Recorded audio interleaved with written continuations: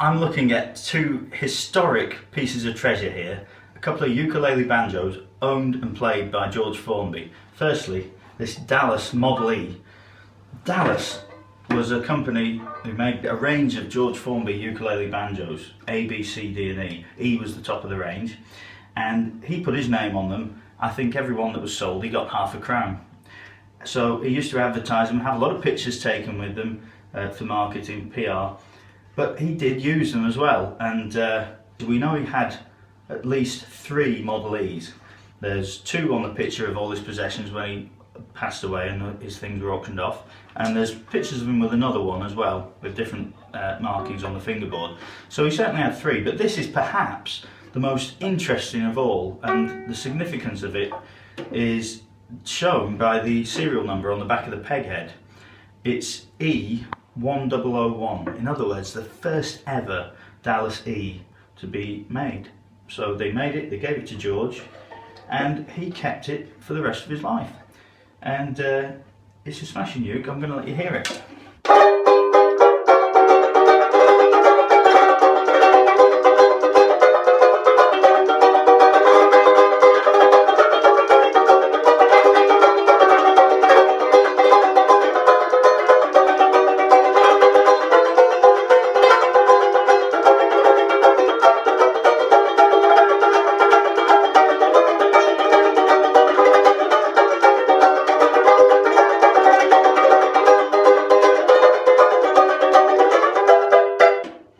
Very, very nice sounding uke.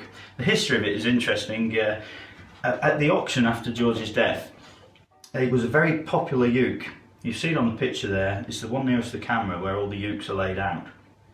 And the bidding was quite furious for it. Lonnie Donegan was bidding on it. But in the end, it went to George's sister-in-law, who was there on behalf of her husband Frank, George's brother. He couldn't make it, but he sent his wife, Joy, to bid on it. And Frank didn't have it very long before he sold it to Les Henry. Les Henry was in an act called The Three Monarchs, and he worked under the name Cedric Monarch. I remember working with him once actually, not long before he died, and he told me he used to have one of George's ukes. I didn't know at the time which one it was, but now I know the story of it. So Frank Formby sold it to Les Henry, and later on Les sold it to Alan Randall. Alan Randall was a big name in the 60s and 70s for doing Formby impersonations. He was a great jazz musician, played vibes, piano, but his speciality was George Formby. At some time, Alan had to change the tuning pegs. Either they were broken or they stopped working or something.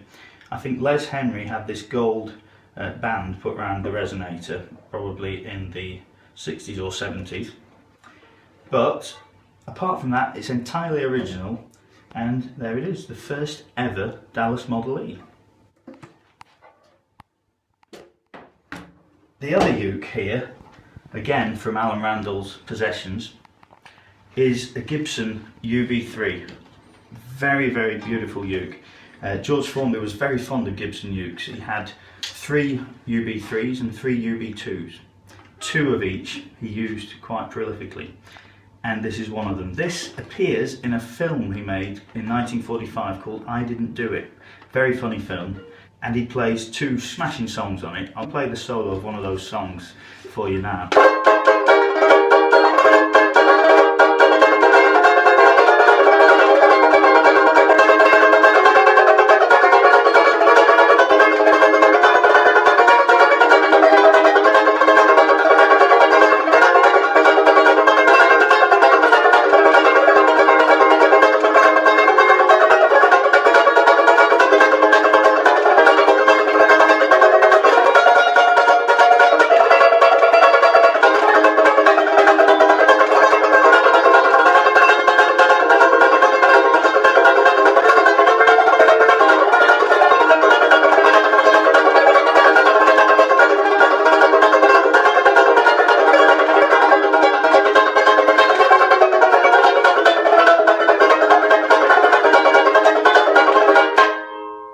Beautiful uke, absolutely fantastic sound, and there's lots of pictures of George using it, photographs, the film. There's some newsreel footage of him during the war years using it as well. I'll tell you an interesting anecdote about it. The uke I own of George's, the UB3 I own, was the last one he played on television, and another favourite of his.